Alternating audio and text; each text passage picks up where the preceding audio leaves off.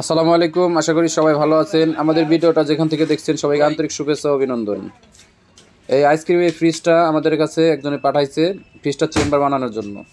আমরা কি করলাম, আমি ফ্রিজটাকে প্রেসার দিছি, প্রেসার দেওয়ার পরে কোন জায়গায় লিক আছে মানে ওখানে দেখা যাইতেছে এবং দেখে লিকটা সারে দেওয়া যায় কিনা। এই ফ্রিজে চেম্বার বানাইতে গেলে ম্যাক্সিমাম আপনার 10-12 হাজার টাকা খরচ হতে পারে। আমার এখানে পাঠাইছে, আমি কন্টাক্টে নিয়ে আসছি, এটা মোটামুটি আপনার 9-10 হাজার টাকার মতো, 10 হাজার টাকা আমাকে দিবে আর কি। আমি এভাবে কন্ট্যাক্ট করে নিয়ে আসছি। আমার কাছে পাঠাইছে এক টেকনিশিয়ান ভাই। তারপরে আমি টেকনিশিয়ান ভাইকে বললাম যে আমি একটু প্রেশার দিয়ে দেখি, প্রেশার দিয়ে দেওয়ার পরে দেখার পরে দেখি এখান থেকে লিক মানে লিকের মতো মনে হচ্ছে। তাই চলেন আমরা এই ফ্রিজে চেম্বারটা না বানায় লিকটা সারিয়ে দেওয়া যায় কিনা আপনাদের সবাইকে একটু দেখাই। আমাদের সাথে থাকবেন, লিকটা কীভাবে সারি। আর আমাদের ভিডিওটা যারা দেখতেছেন, যে যেখান থেকে দেখতেছেন, অবশ্যই বেশি বেশি শেয়ার করবেন আর লাইক কমেন্ট করতে থাকবেন। শীতটা কাটতে কাটতে এই পর্যন্ত আসলাম। দেখেন এইখানে কি পরিমাণ মানে হাওয়া বের হচ্ছে, আমরা প্রেসার দিছি, হাওয়া বের হচ্ছে। দেখে এখানে পাইপটা লিক হয়েছে নাকি আপনার সাকশন পাইপ লিক হয়েছে কিনা, আমার সন্দেহ আছে এখানে সাকশন পাইপ লিক হওয়ার সম্ভাবনা বেশি। তারপরে দেখি এখানে পাইপটা লিক না সাকশন পাইপ লিক। সবাই দেখেন।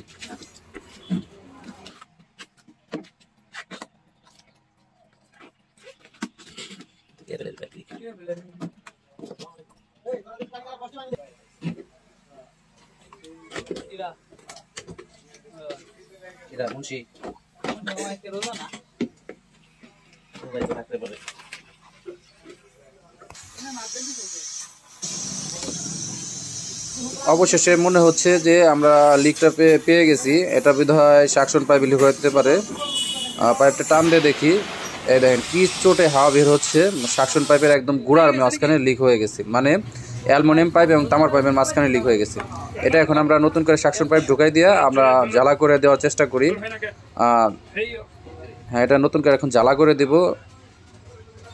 এই ফ্রিজটা আমরা কিন্তু ইচ্ছা করলে চেম্বার বানাই দিতে পারতাম এবং তাতে আমার কিন্তু অনেক লাভ হতো, কিন্তু তারপরেও আমি কিন্তু চেষ্টা করলাম লিকটা সাইরে দেওয়ার জন্য। সাইরে দিলাম, আমার এখানে কিন্তু খাটনি হলো না, অত বেশি খাটনি হলো না। আমার জন্য ভালো হলো, কিন্তু কাস্টমারের জন্য ভালো হলো। তাই চেষ্টা করলাম।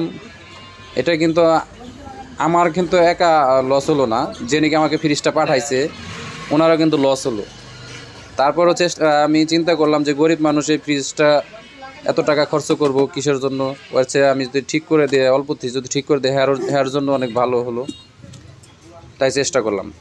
ফ্রিজটা দেখেন এমনভাবে করলাম, আবার নতুন করে তালি দিলাম। হ্যাঁ, অ্যালুমিনিয়াম শিট দিয়ে তালি মারলাম, একদম আগের মতো হয়ে গেলে কিন্তু ওইভাবে কিন্তু কিছুটা বোঝা যায় না। আমি এর ভিতরে আবার টেপ মারে দেবো, অ্যালুমিনিয়াম টেপ মেরে দেবো পানির ভিতরে, ওই টেপটা কিন্তু ওঠে না।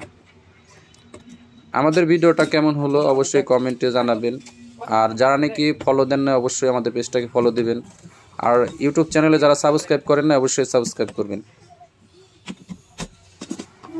এই ভিডিওতে দেখে যদি কারো কিছু উপকারে এসে থাকে তাহলে অবশ্যই ভিডিওটা বেশি বেশি শেয়ার করবেন।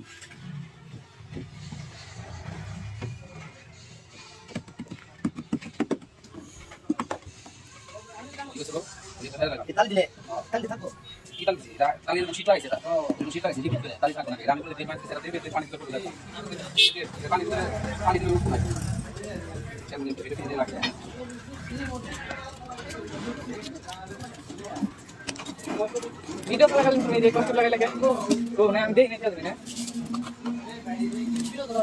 তো তুমি তো দিলে না আদা কি জীবনে তো খুব তো বড় আছে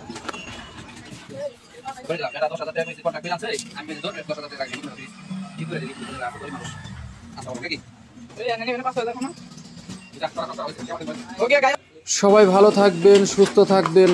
আল্লাহ হাফেজ। আসসালামু আলাইকুম।